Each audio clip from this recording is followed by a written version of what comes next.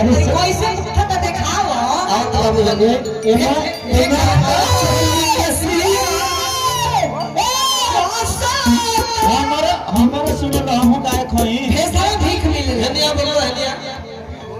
तो गाय को तो पिछुआ दिला कहता एक बार दे दो छाछ पर ह न तू दे दो ए भाई ये कहलिया कि इनकर काला पर रुकबल लोग हमरो काला पर ये पूरा देश ना ये पूरा रसड़ा जान गेल बा कि तू पूरा रसड़ा भर के साली हो अच्छा तो मान लो कि माल कर ना हुआ हां जब आनंद भैया 25 गो लड़की के बाप बन सकेलन तो हम 25 गो लड़की के बहन काहे न बन सकीला खूब आराम से अपने साली बन सकते हैं बरतिया लोग खाली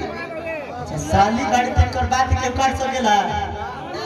एमे केहू के हिम्मत बा कि इनकर बात काट दी है जेकर हेतने चीज है के एक जरा काट के दिखाओ ना लेकिन बात जगह है पहले तो भाव से तनी भाव से बात में के तरह से कहे लिया नहीं कि रोके के तरीका मन पता कर अभी वाली रोको हो हे गने हे गनी साली के अगर ठीक नहीं खे सब